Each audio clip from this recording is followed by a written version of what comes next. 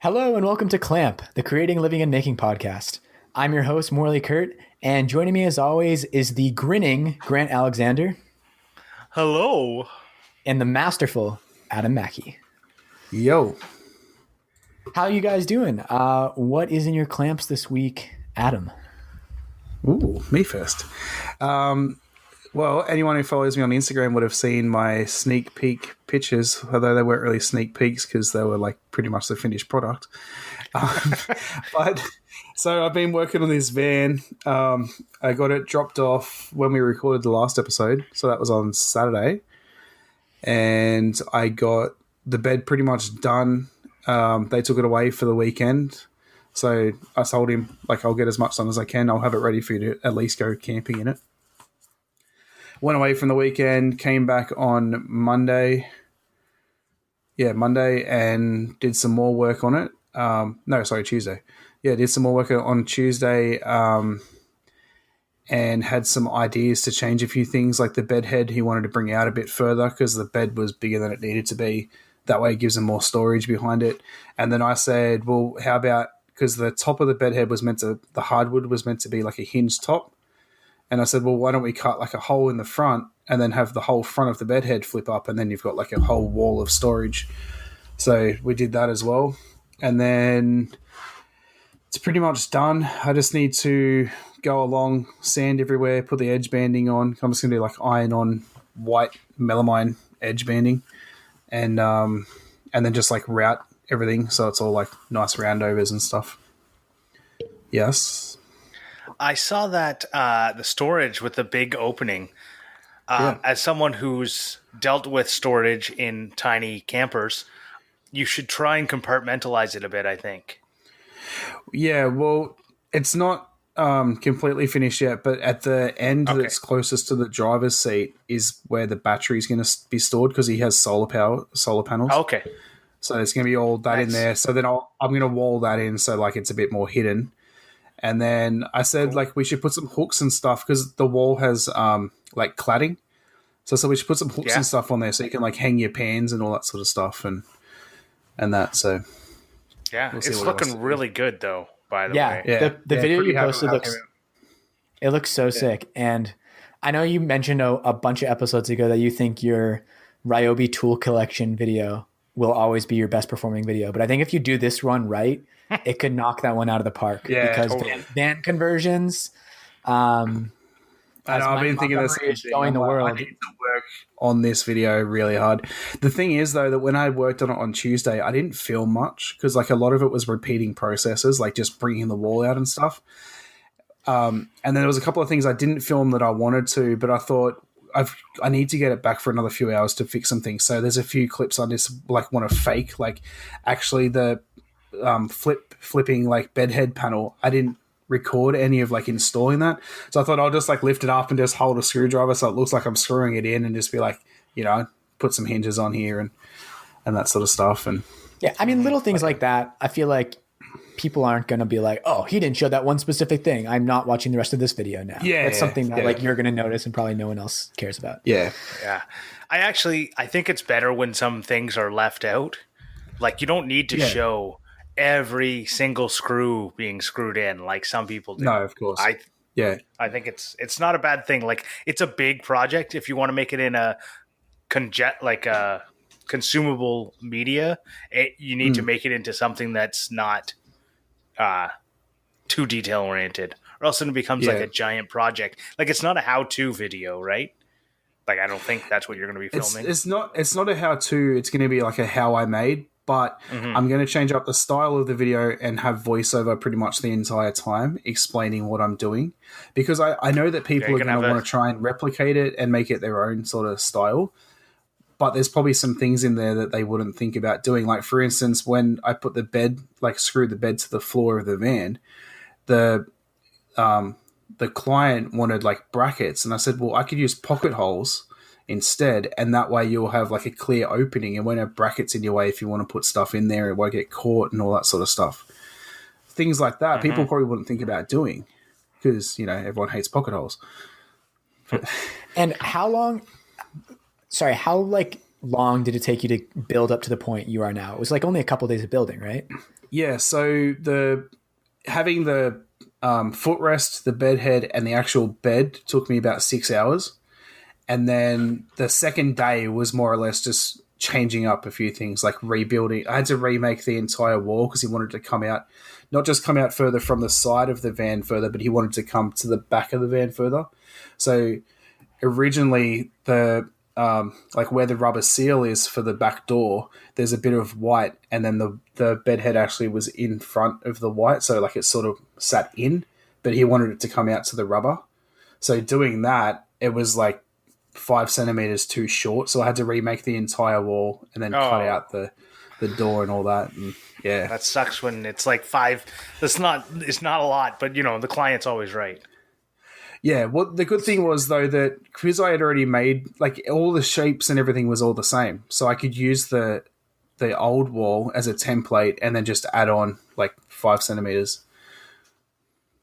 So I think emphasizing how you did the majority of the work in what it sounds like a work day will give this video legs. Because I think a lot of people have the preconceived notion that a van build out or a van conversion is like a ton of work. Yeah. Right. Especially when they look at stuff like whatever the modern, I don't know, whatever modern builds. Yeah. Whatever they're doing with their bus build out. Right. But they're doing like a completely different thing. Like they're doing it to the nines. They're not doing a very simple, like it's not even simple. That bed slide thing is cool. But yeah, it's and that's another thing too, is that in itself is ingenious. I feel like it's all it is just like slats that slide together. Like there's none of this, like, you know, you don't need a whole contraption to make it work. Like it's simple, and people I think will dig that. And then also too, I said 6 hours, but like I'm making it up as I go. I didn't watch any tutorials on how to do, like I literally started from scratch without watching anything first. So I'm making up measurements and everything as I go and all that sort of stuff. So you could probably do it in a lot less time. Yeah. If you had plans. Yeah. And once people learn from your mistakes as well. Exactly. Yeah. Sweet. That's super exciting, dude. Yeah. Thank you. Grant, what have you been working on this week? Unfortunately, not that much. I've been very busy at my day job, and that's been stopping me from doing as much as I wanted to do. I've been also sanding, so it's almost as we're getting into like winter time, I want to finish some stuff I started in the summer. So I started sanding windows and getting them to prep, and they were halfway sanded, so they're bare wood, and that really needs to be. Something needs to be done with that. It can't just leave stuff as bare wood. It won't last over the winter. So I've been sanding. I feel like it was the summer of sanding at my house. And the last thing is I've been working on editing videos and writing the script for the camping video, the first of potentially 2 or maybe 3 camping videos I'm going to be doing. Ooh. The third one's probably going to be an Instagram-only video, but just like a 60-second. I'm going to try the Ethan Carter tiny build thing, you know, or not a tiny build, but fun. Like just like a little snippet of something that I think is like worth just throwing up on Instagram. Keeping it within a minute is a fun challenge. Yeah. Like it is. Yeah. I don't know if you've done one before, but I did the 3 minutes, but with the 3-minute one, I included like an intro and a intro and an outro that were like a minute and a half. So I already had the video almost down to one, like the actual video. If I just posted it up on Instagram, I could have got it down to a minute and a half. I probably should have. That would have been fun. I think it's also like a really useful skill because whether we like it or not, things are definitely transitioning to shorter and shorter formats. And people are watching like 1 minute videos are kind of becoming the standard. If you look at like Twitter and TikTok and other platforms, like that's what young people are getting used to. And that's an interesting thing to talk about because I feel like on YouTube, things are like 1 minute videos aren't doing as well as they used to. And 20-minute videos are getting the millions of views now. Yeah, well, the trick is you got to make a 20-minute video of 1 minute videos. Compilation. Yeah. Compilations still amazing on YouTube. Yeah. Unfortunately, they're mostly stolen, so they probably shouldn't. But yeah. Anyways, that's a whole nother. So you said you're busy at your day job. Are you back at work, or are you still working from home? Still working from home. Right. But I've got all the tools I need to work from home, and I have all the work I need to catch up on, and maybe I'll actually start doing that. But mainly I've just been, like, I don't know, trying to just a lot of things happening and picking up some extra work from some other people who had to unexpectedly go on leave. So I just extra work. I was hoping to have some nice, breezy weeks, but they're not going too breezy. Dang. So I'm wishing that we would go back to the March, the first week of March or third week of March, whenever the lockdown started. Those were good weeks for work-wise. Because everyone was just like, hold on, what's going on? Right. We were completely shut down in my office for a week, and I was so productive. Well, my camping video is done. I finished it today, the day of recording. So Grant, when are we putting these out? When should the people... When are the listeners, when this podcast drops, will it be published? Yours will be for sure. That's what I can say about that. Okay. There's a good chance that mine will be done this week. I've gotten like the rough outline done in my head. It's mainly right now, because we both had footage and I want to use a lot of your footage in mine. The big problem has to do with it's sorting the videos out, right? And my computer just running super slow. Like, it's gotten super slow again. This project crashed so many times for me. So I think I don't know if you dropped everything into the timeline. Yeah, but I think it was 6 hours total between the both of us. Yeah. Well, so I didn't drop all of your spoon ones. So I looked through and all of your. Oh no! I hope you're going to announce it. All the ones from yours that I knew I didn't. It's okay. It'll be launched by the time this podcast is. So I didn't. I looked at like the thumbnails, and if I saw you carving, then I didn't drop that one in. So I had 4 hours that I dropped in. Gotcha. And I think the bigger problem was actually because I get the sneak peek. Yeah, there you go. Yeah, I think the problem was that you recorded in 30 FPS and I recorded in 60. And my computer's having problems jumping between the two different videos. Can you not change your frame rate? Well. I can. But what happened was... Yeah, so I've got mine set to 60. So every time I go to one of his videos, the computer's like, I don't know what to do here. Because my computer only has 128 megabytes of video RAM. So you record in 60 frames per second? Yes. That's and I usually do, but I recorded. I didn't bring my camera; I only brought my phone, and I never really recorded video with it before. So by the time I had shot like a day's worth of footage, I realized that the setting was on 1080p, 30 frames per second, which looks great. Yeah, but I recorded in 24. Yeah, so it just is different. And then by the time I had a day done, I didn't want to switch to 60 and then be dealing with two different, even though Grant's is in 60, so I'm dealing with two differerents anyway, so it doesn't really matter. Yeah, so with why I record in 60 is because I do Instructables based off mine, and I want to take the screenshots. And if if I could record in 240, I would, because there's more chance that I get a screenshot that's not blurry. Yeah, well, the reason I record in 24 is because that's what works with the lights in Australia. So if we record at a higher frame rate, you'll get the flicker. I can record at higher frame rates. Like if I know I'm going to do slow-mo or something, I'll do a higher frame rate just to give it that smoother look. But generally, I record in 24. Interesting. So if I record anything above 60, ours are 60 hertz. Yeah. In North America. So 60 is the why I record in 60. What program do you guys use?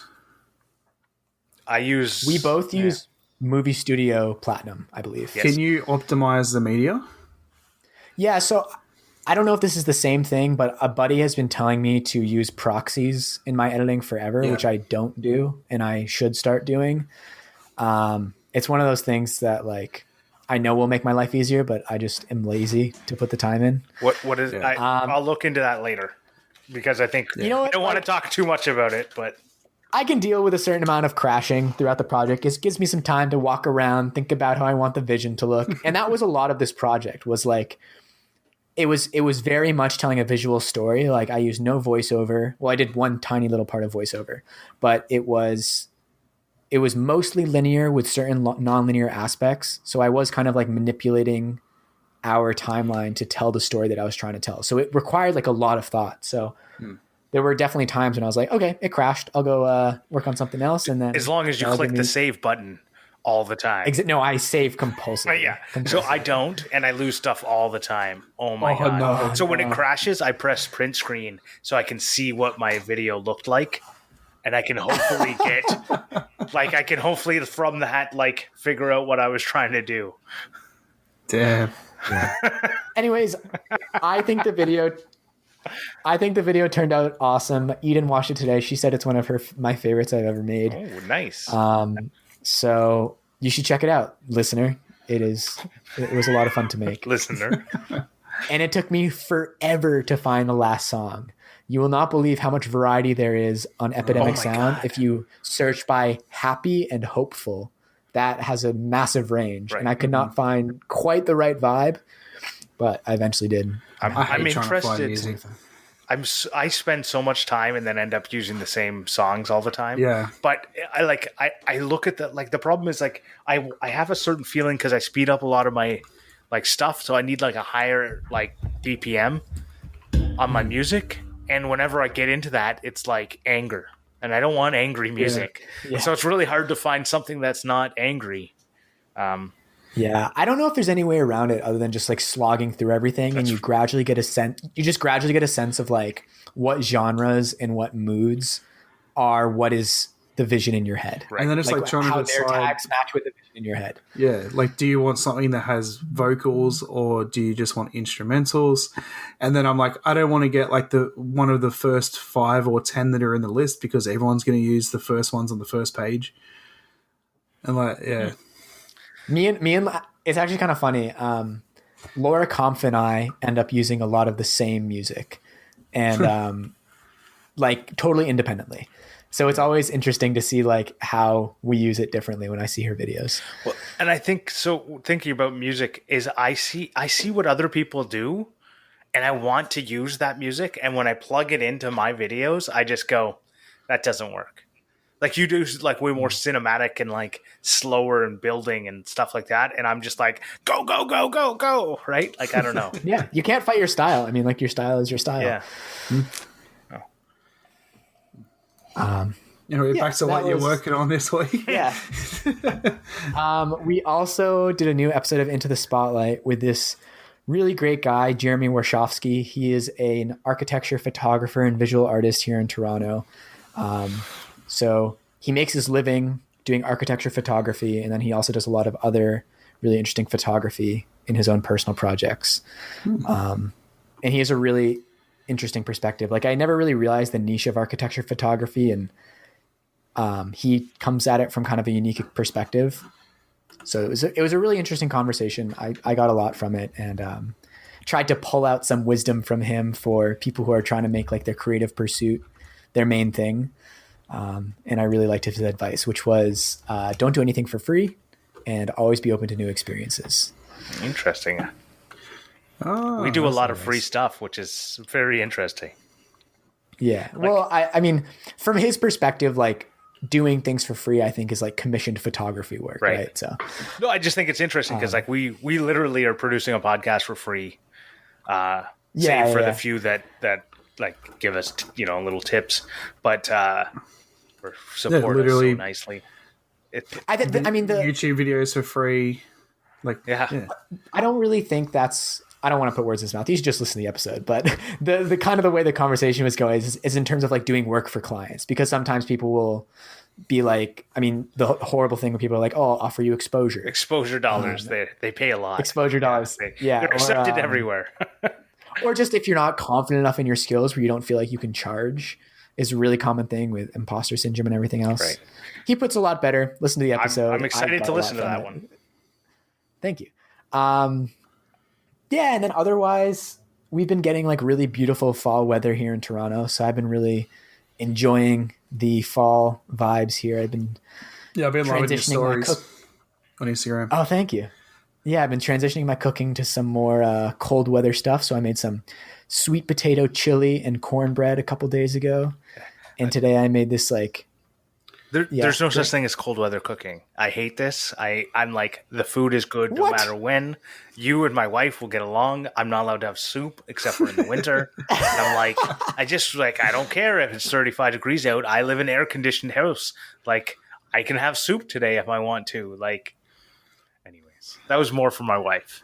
That was a little, because when she listens to it, she's going to laugh. I mean, food for me has very seasonal connotations, but that will never stop me from cooking something if I really want that thing, if it doesn't fit the season. I don't do the cooking, so. There you go. Maybe that's the differentiator. Probably. Yeah, I made this really good like braised chickpea and carrot dish today with some toasted almonds. That was delicioso. Yeah, so that's been a nice kind of background to everything else. But today, I had a kind of fun idea for something we could talk about. So something that the Making It podcast has done in the past, which I found like very interesting, is Eden just walked in. That's what that noise is.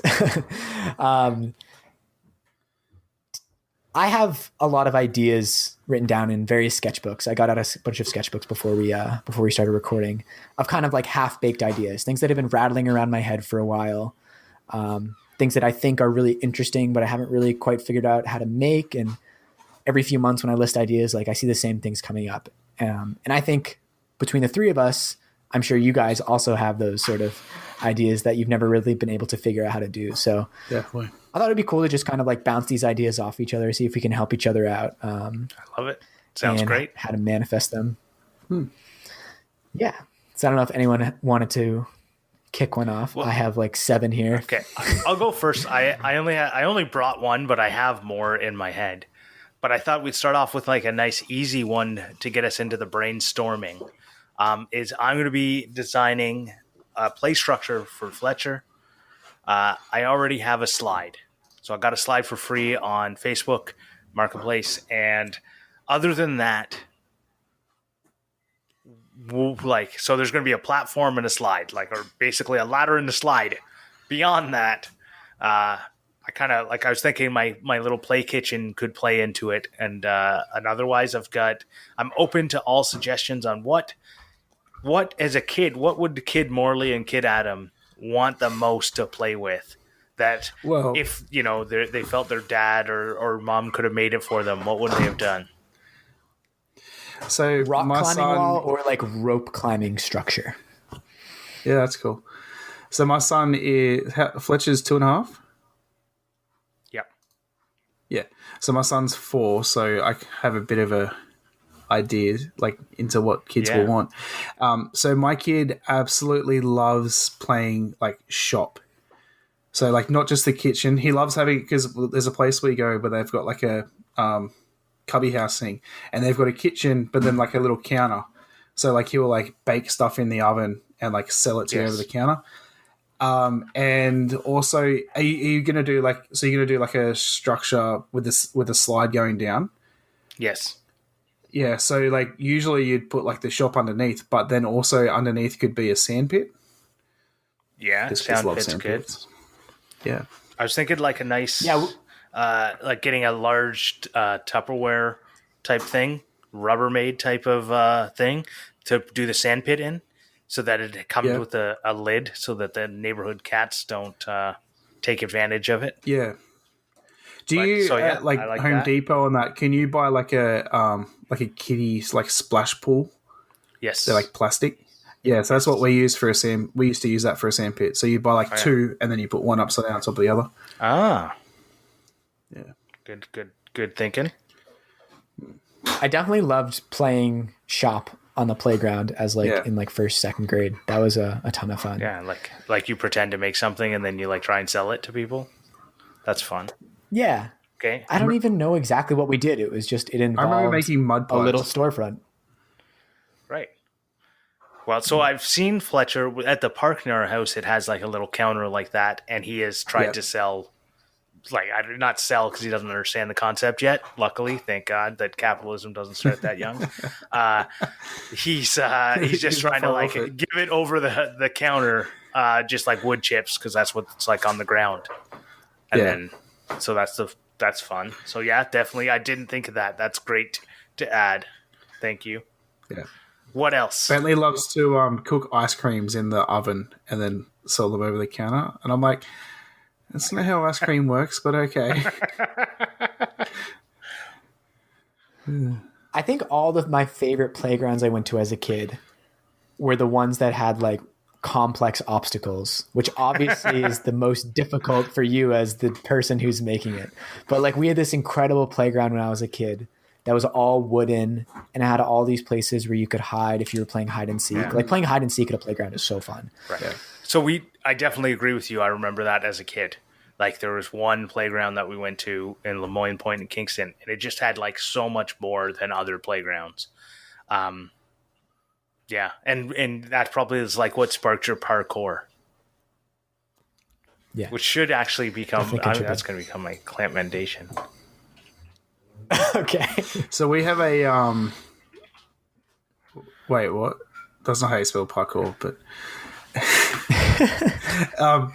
so we have a park near our house, and it's like stepping stones, but it's like round log sleepers, I guess you'd call. I don't know what they're called, but so you got like steps, but they're like logs in the ground, and then each one goes up higher. Oh, so yeah, steps, but stepping stones. Yeah, that's really cool. Yeah, we have something similar near a park near us in Toronto. Yeah, and it's not on the ground though. They're kind of propped up on each other in the air. Oh, so it's like you walk from log to log, kind of up in a spiral. Yeah. I've played in it before. It's super fun. That does sound fun. Stepping logs. And balancing beams. Kids love balancing beams. Balancing beams. I was thinking. One thing I was thinking is to include a swing, because, like, why not? And the other thing is including a steering wheel. Because Fletcher just loves cars, and I have a Corvette steering wheel that I took off one of the cars that turned into a race car. So it's kind of cool to have like a race car steering wheel. Yeah, the real thing. Yeah, it's a real thing, right? Cool. And so I'll see if I can make that work. And I tried selling it on eBay and no one bought it, so it's not worth something like that. You could put like up the top of the slide. Yeah. So like, we grew up. We had a swing set and play structure thing in our backyard growing up. But one thing that happens with swing sets is the kids outgrow them. So what my parents did at a certain point was they demolished the swing set because it was getting kind of old and rotten, and then they took the crossbar with the swings on it and mounted it between two trees, pretty high up. So it kind of like allowed for bigger kids to play on it. So if there was also some way where you could kind of future-proof it so that once he gets past a certain age, he could still swing in it, because it's not like they're going to be too big. You just don't want it to be too small. Like the slide I have already is only going to be until he's like 6. Okay. So that's the kind of like, but I get what you're saying, trying to think about what can he do when he's 10, right? Because when he's 10, he's still too young to like gallivant throughout the city, but he's still going to want to he's still going to want to play, but he's not going to, I don't know, future-proof. Something like the slide, for instance, though, you could take off when he's 6 if he's too big for it, and put like a rock climbing wall or something. Like, like you just need something to change the way he gets up and down. Yes. So like change out when he would change out the slide for a rope ladder or just a rope. Yeah, exactly. And maybe he'll be unlike his father and actually able to do something like a rope climb. Yeah, I can't. I like that. That's a good idea. So try and think about it, like even if I have extra beams that look like they're useless now, they might become useful later. Yeah, I like that. All right, lots to think about. I like that. That's a really good that was a really good conversation, sort of brainstorm to think about. Adam, did you have any projects you're trying to go first because you have like 100. Okay. Well, they're all kind of small. So one thing that's been bouncing around my head for a while is I want to integrate concrete and 3D printing in more ways. It's a little tricky though, because I don't think 3D printed molds are necessarily the best material for concrete, because if I'm using PLA, they're going to be rigid. So you'd have to break it to take out the concrete. They wouldn't be very reusable. But you could put a really cool pattern in the concrete. Yeah, you like kind of like an embossing in it and then peel it out once it's cured. Yeah, that's true. Can't you get like flexible rubber PLA, or not PLA, but you can. It's called TPU, and that's actually something I've wanted to experiment, but I feel I'm a little intimidated by, so I've been not super active on exploring that. But that could definitely be an interesting way to make flexible molds. I mean, there's this bunch of connections in my head. Like I want to do stuff that combines like 3D printing, concrete, and then also plants. Like I think making some planters, some interesting concrete planters would be really cool, maybe with 3D printed molds. Like the plants are in our apartment add so much, but most of them are in like yogurt containers and things. So also a way to make something a little nicer to hold the plants. Well, why are you only thinking about molds? I don't know. I guess that's in the first thing I jump to when I think of 3D printing plus concrete, but I know there's more. Well, so think about it in terms of ways of anchoring stuff into the concrete. Like you could make something that then you can put a post into it, and use a 3D printed thing, because it's going to float. You can make the 3D printed thing float above, and then you can put a post in that concrete. It you could even put it, make it threads, and then it's a threaded thing, and then you can basically thread concrete. Yeah, that's and true. Then it's like it reminds. So the concrete thing reminded me what Ethan just did. He put out a video today, Ethan Carter, and he to put the pipe thread into the concrete. He had just put a pipe thread end piece into the concrete, but you could instead do it with 3D printed stuff, and it might look, might have a different look to it. Yeah, for sure. And that's one of the most useful things of 3D printing is making like a weighted base. I've done it on my mic stand that I'm using, and it's something I want to also use for another project that I'm thinking about, which is some sort of desktop kinetic sculpture. Like if you guys, the Pepper Potts kinetic sculpture in Iron Man, like the two kind of arms that swivel around each other endlessly. I have to look at it again. I'm sure. Okay. I was looking at the wrong thing in that video, apparently. Understandable. Yeah. I don't want to do something.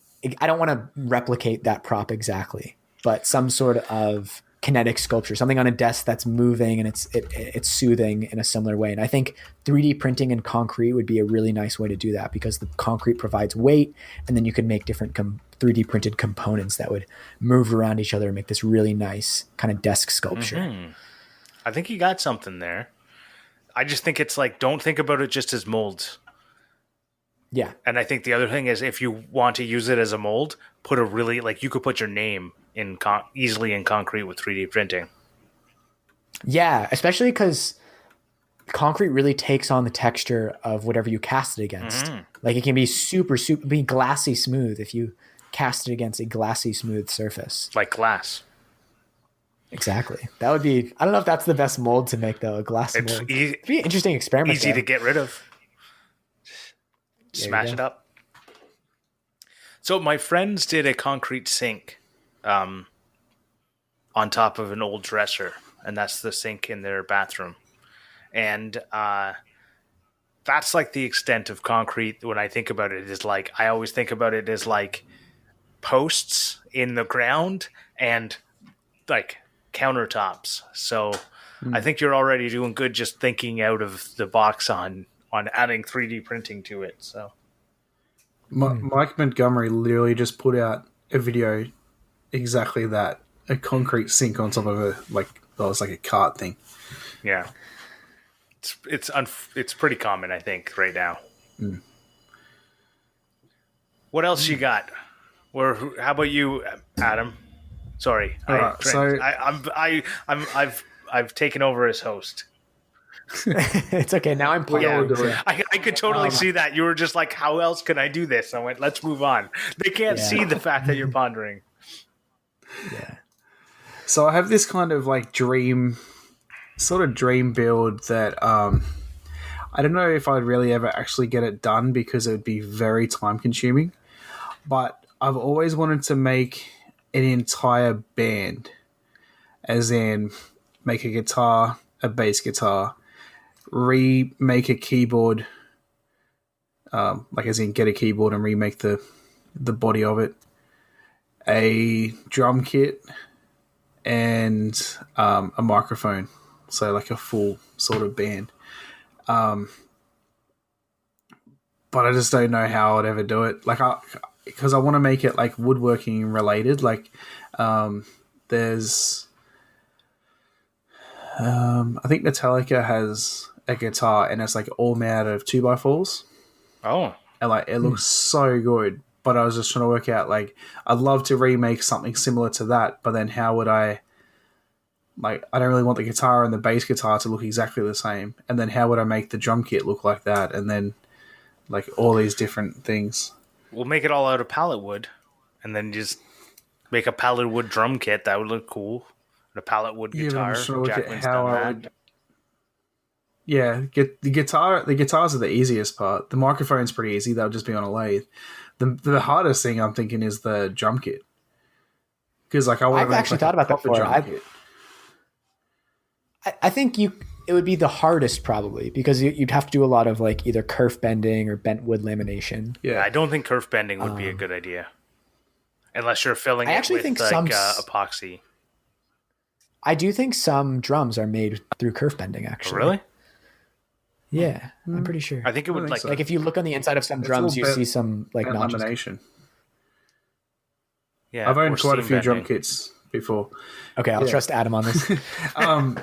And then my other thought was, well, do I just like either get an old drum kit or make my own drum kit from plywood and then just like sheet the outside with the like thin strips to make it like sort of faux pallet wood or 2x4s. Yeah. I mean, I think it would be more of an interesting project if you made them all from scratch. Yeah. And maybe as a way, because you also mentioned how do I make them all look cohesive? Maybe if you did them all with like a certain patterned wood, like if you used a few different wood species. Patterned. Yes. Oh yeah. And then they all have that same kind of pattern going through them, like brown, white, light brown, whatever. Yeah. Did you see Tamar, like 3x3 Customs, her take on a Sunburst guitar? No. It was part of the Great Guitar Build-Off. You might be interested in taking a look at that. So basically, like she did it with different triangular pieces that end up in a sunburst kind of pattern. But you could do something like that. She did it with veneers. So you could do that. That's really cool. You try and have like a pattern like that across all your different instruments. And maybe for the guitar and bass to look different, you kind of do it like inverse or something. Yeah. Yeah, I like that. You could also take an entirely different approach to creating a band and do the like Wintergatan thing and literally make a machine that makes all of the sounds of a band. I don't have space or time to do that. Like, hasn't you been working on that for like 4 years? Yeah. Do you know like Blue Man Group? Mm-hmm. Yeah. Have you ever seen their kind of like PVC organ? Yep. I always thought like inventing some kind of simple instrument like that would be really fun. Yeah, it's pretty cool. Ooh. And you could definitely do something with wood. Like you do hollow, you could do a marimba sort of thing. Did you watch Tim Sway? He put a marimba on the front of his van. Oh, the box truck? Oh, I did not see that. That's so cool. No. Yeah. You should check it out. So it's kind of like he put it where the radiator is. But that's something I'm going to pull into. I'm going to do something like that for the play structure. Because adding music to the play structure, I think, is a good idea. That's an awesome idea. Yeah, because a marimba too is like weatherproof. I mean, assuming you build it that way, but it's just wood blocks. Right. Wood blocks suspended. Mm-hmm. Right. Does he do the like the little things that you hit it with? Did he attach them at all? So like the wind plays it as he drives along? Oh no, that would have been really cool. No, just they're just sitting there. He put like a little spot that he puts them in. Okay. That would have been cool if the wind did it. But yeah, it's probably going to make the noise. I was gonna say, have you seen those roads that like play a song? Yeah. With the rumble strips. This makes me really want to do a instrument project now. Like now I really want to do one. Yeah. I've had this vision for quite a while. I'm like, I just wanted like a video of each instrument being built, but I would keep them all so like I could put them out like one a week for a bit, not like over a whole period. And then like the final video be like me playing an entire song on all the instruments, because I'm pretty musically inclined. Like I play drums, I play guitar. I can't sing, but I can scream. I play Guitar Hero. I could probably learn. Does that count? Sure. I'm not musically inclined at all. Like I could barely play the piano when we had like the little letters on the piano, and then you just played by letter. I could not do that. So I was trying to convince my wife to let me remake my DJ deck out of wood, but she wouldn't let me. Your DJ Dick? Your DJ deck. Did you guys ever see the movie Honey, I Shrunk the Kids? Yes. Did you hear Rick Moranis got attacked in New York? Yeah, that's horrible. Over the weekend? No. I know. Who would do such a thing? You know who caused it? Ryan Reynolds. No. He exposed Rick Moranis to 2020, and 2020 pounded Rick Moranis right in the face. Oh my god. Okay, well, sorry for that. To avoid going down that tangent, I mean, the level of invention in Honey, I Shrunk the Kids, I loved as a kid, and the crazy Rube Goldberg machines and stuff he makes. I think they had like a doorbell invention in his house, like someone rang the doorbell or someone would call and all these things would happen and then he'd be notified. I feel like something like that, integrating music, would be like an awesome project, like some like musical doorbell Rube Goldberg sort of machine. Yeah, those are always fun. You should make a doorbell machine gun. Someone rings the doorbell and it just shoots. You haven't seen Colin Firth's video? No, I haven't. No. Oh, he has a pot plant at his front door, and when someone rings the bell, a gun comes up, and points at him. Oh, that's funny. It was to get rid of like door knockers and stuff. That's funny. I haven't seen that one. But so you're talking about Honey, I Shrunk the Kids. I think the same thing about Back to the Future. Like when he's like trying to like you pan in on the shot of a whole like the complicated machine that Doc makes to feed his dog, and you could tell like he hasn't been there a while because like keeps opening up a can of food and dumping it. There's a whole bunch of cans of food there, right? Yeah. So you want to make a wall of speakers? That too. Have you guys speaking of contraptions? Like, have you guys seen the new Grinch movie? No. Like Jim Carrey? Was it Mike Myers? Mike Myers? No, Mike Myers is the old one. That's the new like cartoon one. Oh no, I haven't seen that. No, I didn't realize they did make a new cartoon one. Yeah. There's like a whole like, what are those? What's that machine called? Rudenberg or something? Is it? Rube Goldberg. Yeah. So there's like one of those. Like the dog activates it, like pours coffee and stuff, and the dog sits there, and it puts a helmet on his head with a tray and all the food and stuff, and he goes up in a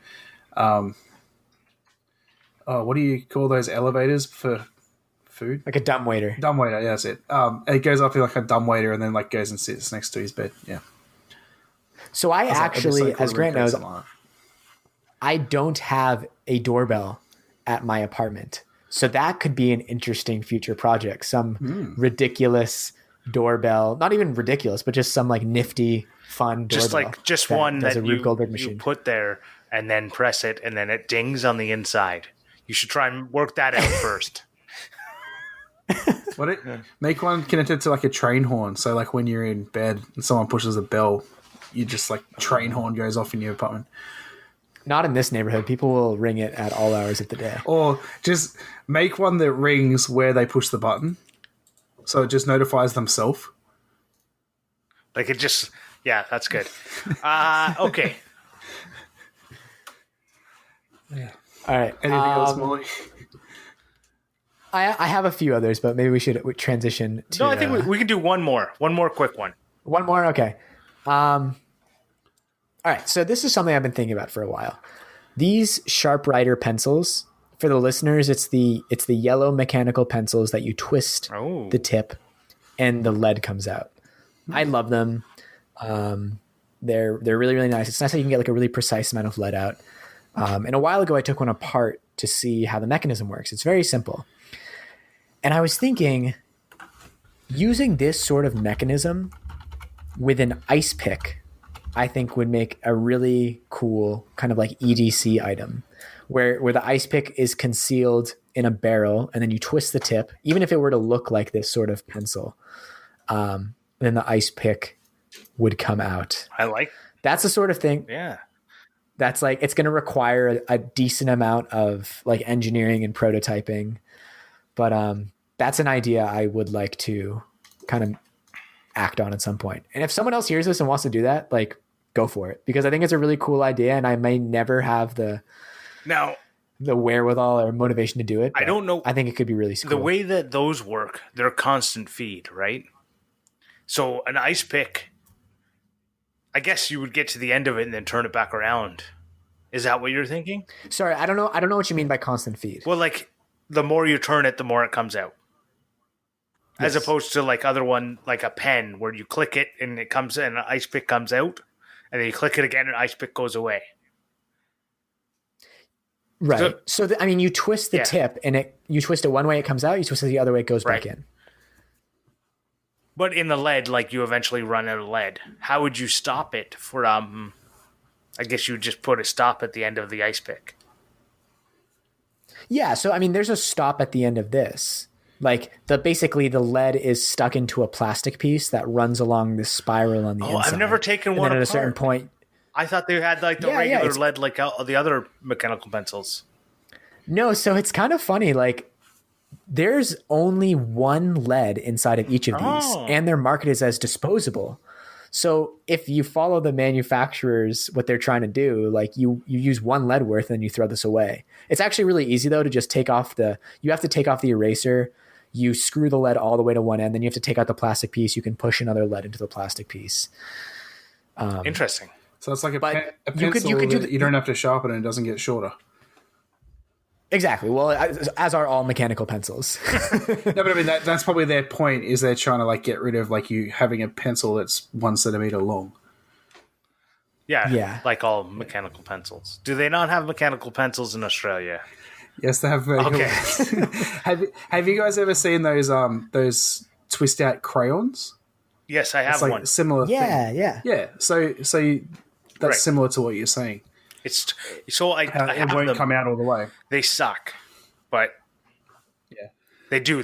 So we got them for Fletcher. They totally suck. The lead is like too big and it just breaks. It's just like constantly breaking. Like we had got mechanical colored pencils, which other people call pencil crayons. Depends on where you are. Oh, yeah, that's a Canadian thing. I've actually never seen mechanical colored pencils. Yeah. So I took a white one to the shop to use as the, because normally white is like the color that you never end up using. So I took it into the shop to mark on walnut, and it just broke the lead all the time. The lead was too soft. Dang. So what I see is this might be difficult to describe in audio, but what I see is the biggest difficulty in this is like the structural integrity, because basically inside of this pencil is like, it looks like a metal spring. And then as you twist the tip, it rotates the spring around this plastic piece that moves up and down. Mm-hmm. So the lead is essentially floating inside of the barrel.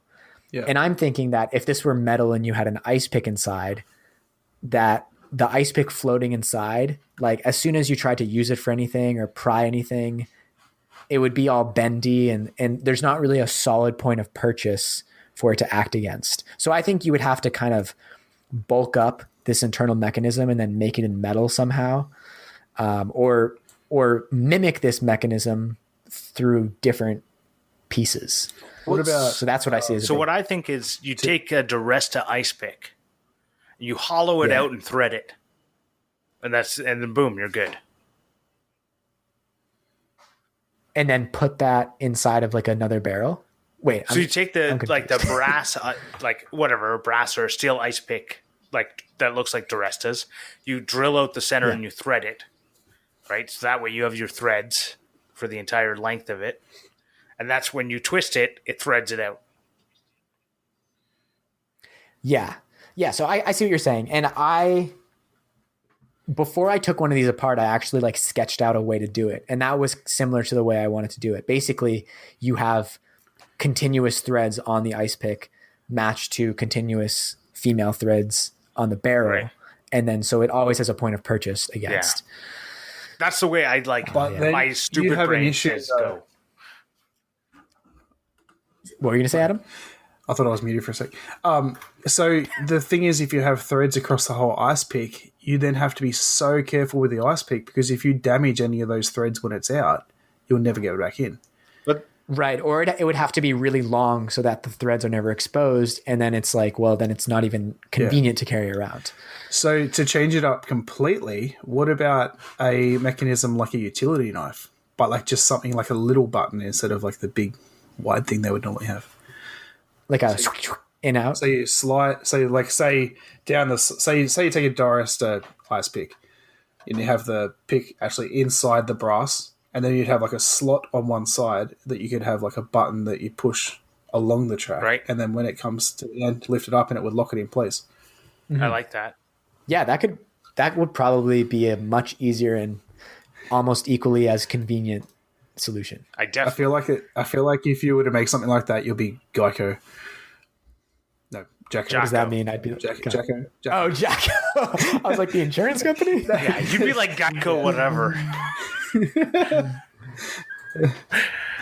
Sorry, see, Jacko. but again, I think though the problem you would run into is the point of I don't know if I'm describing this. I completely get what you're saying. So you'd end up needing to do a really long point of purchase. Yeah. Right. So your ice pick wouldn't go the entire way out. There would be like say it's a 10 centimeter ice pick when it's fully extended. When it's done, it's not 5. It would need to be like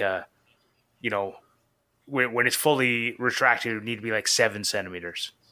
So that there's that spot between to make sure that it has some heft to it. And let's take it to the nth degree one step further. You mentioned like a click pen. Yes. What if you just replace the pen with an ice pick? Well, that's what I initially thought. But the only problem with like a click pen is that to push down on the click, it's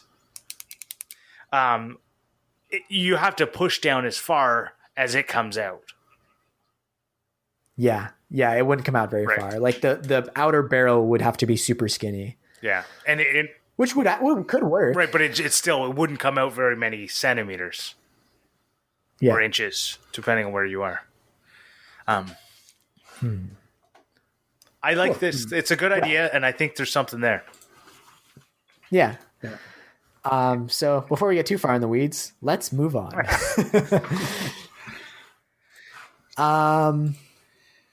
Who wants to do their Clampmendation first? I don't know who you're pointing at. Me? Yeah, sure. I was actually pointing into the ether. Okay.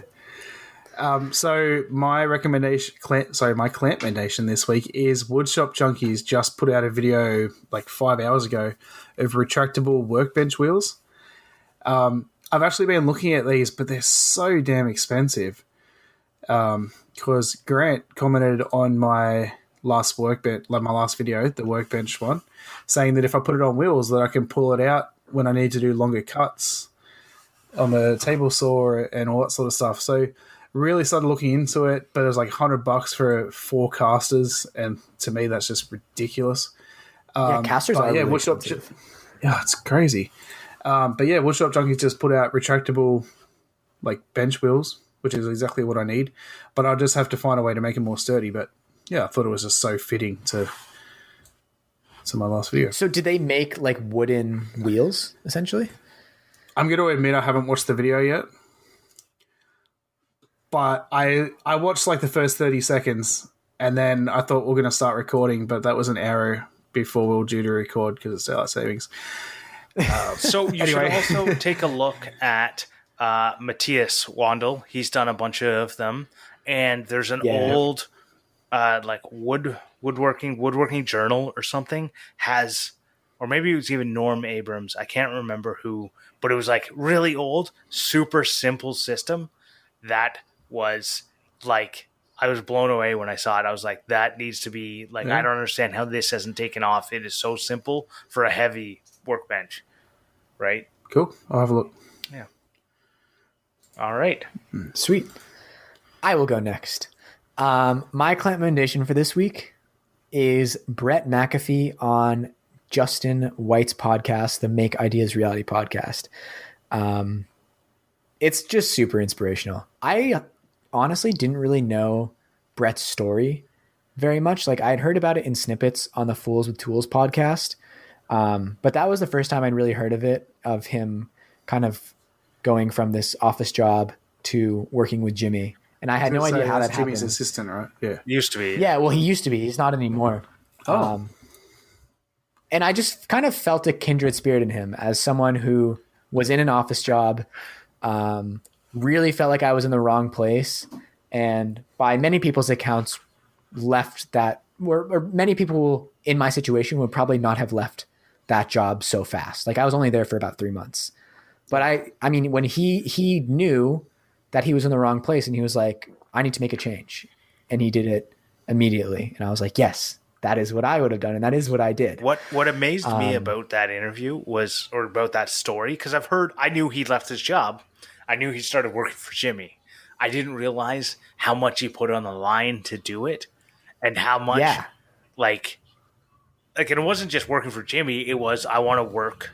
Like, I don't want to work in that job anymore. This is an opportunity. I'm willing to sacrifice everything. And I think a lot of people don't realize now, like, how much you have to sacrifice if you want to get ahead. Like, what he did there was, like, sacrifice for his future.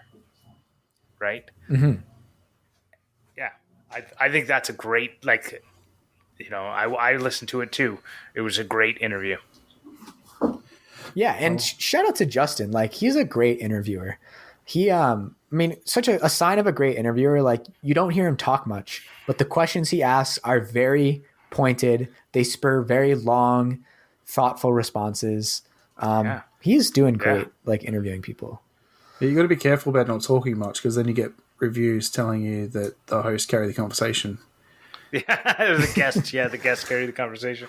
Well, I actually think so. It all like his idea is to interview people, right? Our idea is to have guests on, right? So, But I think Morley's right in that. So we have like a saying in our work is you can't quote yourselves, and what that means is you have to let the other people speak, right? You can't go. So I heard you left your job. You spent 4 months not making any money at all, but showing up every day to Jimmy's place. Is that right? And then Brett would have said, yes. And right? Like next question, right? Like, so you have to question, like pose your questions in a way that, that tries to get the things out of people. 'Cause you can't quote yourselves. Yeah. That's a good thing to remember. Yeah. Well, I guess it's me. So the aforementioned Clampmendation of mine, but I'm going to do two, is you guys should all go and watch Morley's parkour videos, and you can see Morley. I was going to say, who's Morley? Great, we've known each other for years. Like one, yes. Morley's. Yeah. God, I don't even know. I'm reading it, and I said it wrong. Morley's parkour video. He's got a couple out there, and there'll be a link in the show notes. because I can't remember the name. It's Excited to see Monkey these. Pit or something. I can't remember. But what's the name of your channel? The Fly Post. The Fly Post. The Fly. The Fly Post. It's very fly for a white guy. But he's actually really good at he's got some pretty good videos showing his parkour skills, and you can see a very young Morley, and it's fun. That was in my. So I think the video you're referring to, or at least the one you commented on, was when I was doing wrestling. It was amidst the wrestling season, so I was cutting weight at the time, and I was very small. Well, I watched a bunch of them. There was one that was like the fall or something. I can't remember what it was, but you were the thaw. That's right. Mm-hmm. And then you said in the description it was like you took footage from both the fall and the spring. Oh, okay. Yeah, I don't remember that. Those are the days. Yeah, it's been a while. Honestly, so after you commented on the Fort Lauderdale one, I rewatched it. I was like, wow, I have not done any of that stuff in a while, and I don't know if I can do that right now. You probably shouldn't just go out and like try it again. Like you were doing standing backflips in another video, into the snowbanks. Anyways, good videos if you want to learn parkour, or if you just want to look at young Morley. I'm not going to market myself as a teacher of parkour. Don't say that. Well, if you want to see parkour. There you go. So the other thing that I thought was more relevant to our brainstorming discussion that we had was Laura Kampf's latest video. It was titled like 1,000 Bad Ideas. And why I think it's kind of relevant to what we were talking about is because she basically said like sometimes a bad idea isn't a bad thing, and it's, go for it, do something, like brainstorm it out, try it, see what happens, and she showed some videos of bad ideas she made, and she went, like that taught you a lot. Like I made something that didn't work, but I still learned, right? And so I think that's kind of like when we think about what we're talking about brainstorming, it's like, okay, we've got the idea. We've talked about it a little bit. Try it. Do it. What's the worst that happens? Right? You waste a little bit of time, but you always learn. You got to pursue an idea to a certain extent to gain something from it. And I feel like even from this conversation, like I had these ideas written down and I never talked to anyone about them before. And just talking about them a little bit and putting some strategy to the idea, it makes it more productive. You learn something from it, even just from that small amount.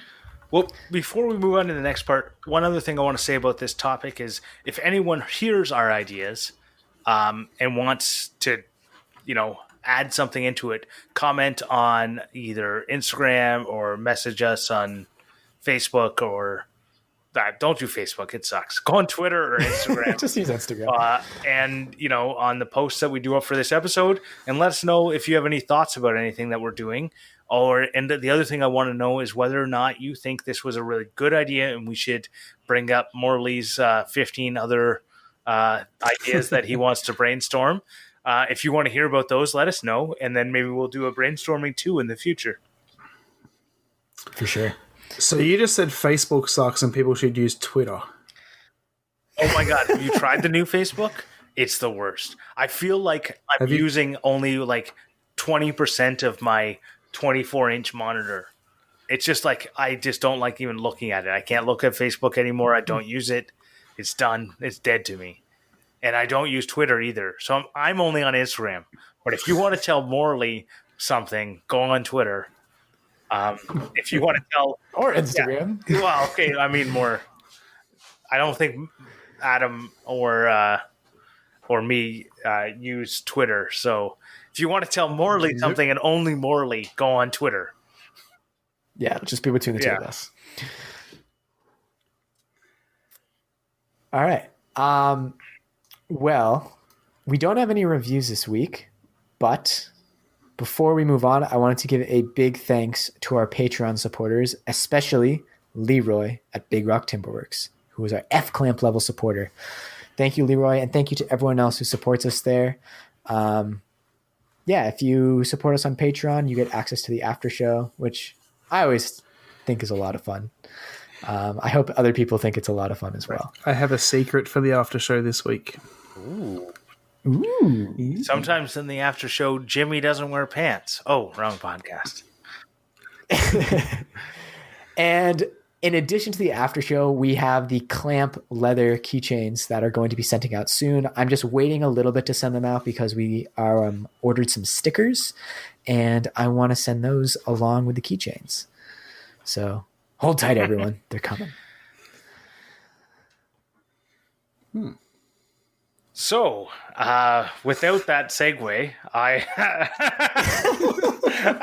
just stole it right out from under your right. legs. No, I was going to mention something that with the people reviewing our clamps, we don't have any this week, and what we're thinking is that I really enjoy hearing Morley try out different accents. So what we're thinking is we're going to do a giveaway because I really want to see it more often. So we're going to be doing a giveaway. For everyone who gives in a review, we're going to put all your names in a hat. We're going to draw one out, and we're going to do some sort of giveaway. We haven't figured out all the details yet. That'll be in a later podcast. But anyone who has already done a review, or anyone in the future who's going to do a review for the next, we'll say, next few weeks, there'll be more info on the deadline later. We're going to do a giveaway, and it's going to be a lot of fun, and it'll probably So you have until Halloween. Okay, you have until Halloween. It's now been decided. So everyone who gets one in before October 31st, 2020, any time zone, you'll be entered in the giveaway, and it'll be probably something clamp-related, potentially from me. A clamp? But we'll see. We'll see. We'll see what happens. Well, whatever. We'll see. So. Cool. You're the host, Morley. I know. You know what my problem is? We have an order out on the Google Doc, and I just ignore it. That's my problem.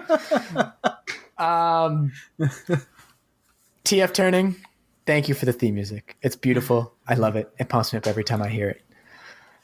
With that, boys, do we have any other business? No. No. Other than I have a secret to tell on the after show. Alrighty. Well, let's head over there and hear it. Yeah. See ya. Where can everyone find us? Oh. Wow, I just read the Google Doc. Just look at the Google Doc, man. I'm just too busy looking at your guys' beautiful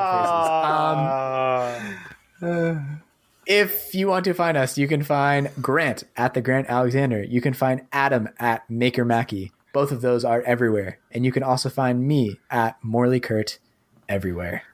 And collectively, you can find us at Clampcast on Instagram. And as Grant mentioned, we are on Twitter, but it's at the Clampcast because reasons, I think. I'll put the link in the description. Or you can just Google us. You can Google us and just put Clamp, just Clampcast, Twitter, and I'm sure you'll find us. Look for the amazing Clamp. That's it. All right, boys. See ya. Bye.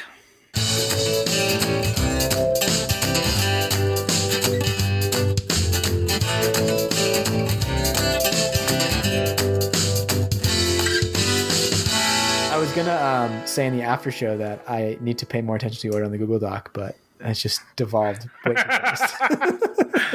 Well, that was like, do you remember when I said you should do like a little segue into me mentioning the giveaway? And yeah, I thought